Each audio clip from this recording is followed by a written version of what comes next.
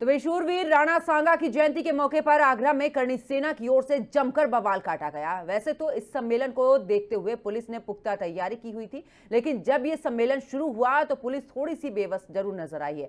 यहाँ करणी सेना के लोगों ने इस दौरान जमकर तलवार, हथियार और लाठी डंडे लहराए, जिस पर समाजवादी पार्टी ने सवाल उठाए हैं। अब यही बयान सपा को भारी पड़ रहा है। जहां पर करणी सेना माफी की मांग पर अड़ी हुई है, तो वहीं रामजी लाल सुमन भी पीछे हटने को तैयार नहीं है और सपा मजबूती से उनके साथ खड़ी है। सवाल यही है कि आखिर कब और कैसे थमेगा राणा सांगा पर छिड़ा ये सियासी संग्राम। रिपोर्ट देखिए।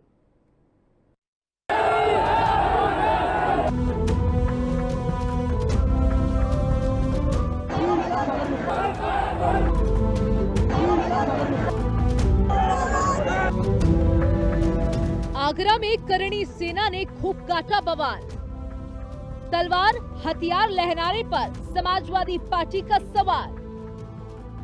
रामजी लाल सुमन के बयान पर जारी संग्राम। बोली करणी सेना मांगे माफी, नहीं तो बुरा होगा अंजाम। 21 मार्च को संसद में समाजवादी पार्टी सांसद रामजी लाल सुमन की ओर से राणा सांगा पर दिए बयान को लेकर करणी सेना आग बबूला है। राणा सांगा की जयंती के मौके पर आगरा में करणी सेना ने रक्त स्वाभिमान सम्मेलन किया, जिसमें लाखों लोग इकट्ठा हुए। लेकिन चौंकाने वाली बात ये रही कि युवाओं की भीड़ यहां तलवार, हथियार और लाठी डंडे लेकर पहुंची। भीड़ इतनी उग्र हो गई कि सम्मेलन परिसर से पुलिस को भी बाहर निकाल दिया गया। अब इसे लेकर समाजवादी पार्टी सरकार को घेर रही है। अखिलेश यादव ने कहा कि ये करणी सेना नहीं बल्कि बीजेपी की सेना है।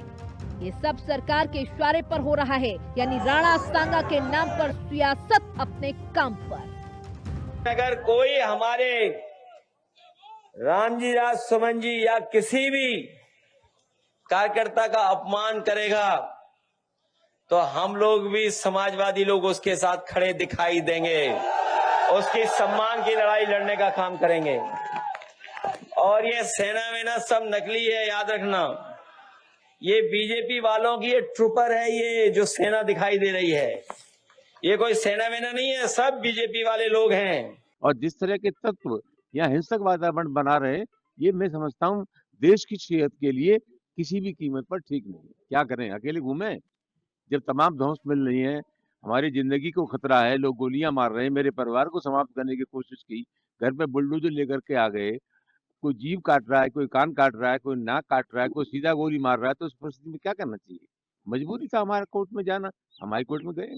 जिस तरीके से समाजवादी पार्टी के नेता रामजी लाल सुमन ने संसद में करणी सेना के कार्यकर्ताओं पर और राणा सांगा पर जिस तरीके के प्रहार किया, उसको देखते हुए करणी सेना ने आज विशाल प्रदर्शन जरूर किया था, लेकिन भारतीय जनता पार्टी और उसकी सरकार ने, योगी के प्रशासन ने, योगी के अधिकारियों ने जिस तरीके से सूझबूझ का काम किया है और किसी भी अप्रिय घटना को होने से रोका है, तो ये बिल्कुल साफ दिखाता है कि उत्तर प्रदेश में योगी राज है और योगी राज का लॉ एंड ऑर्डर पूरी तरीके से मेंटेन है।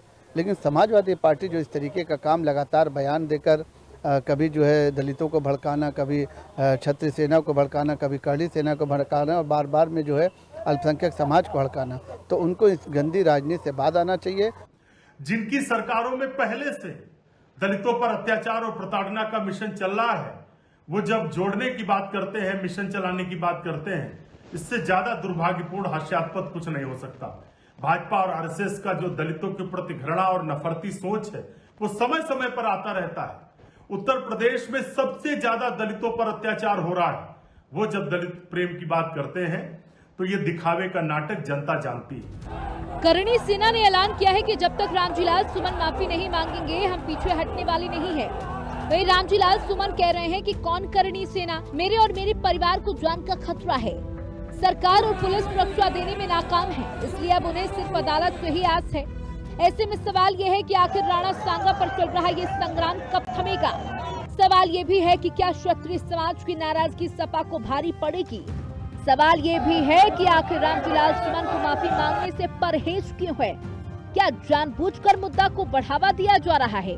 करणी सेना के प्रदर्शन में तलवार क्यों, लाठी और बंदूक क्यों। करणी सेना को कानून हाथ में लेने की इजाजत दी किसने, ये वो सवाल है जिनका जवाब मिलना अभी बाकी है। लखनऊ से राहुल श्रीवास्तव, विक्रम सिंह राठौर और आगरा से प्रशांत कुलश्रेष्ठ के साथ ब्यूरो रिपोर्ट, हिंदी खबर।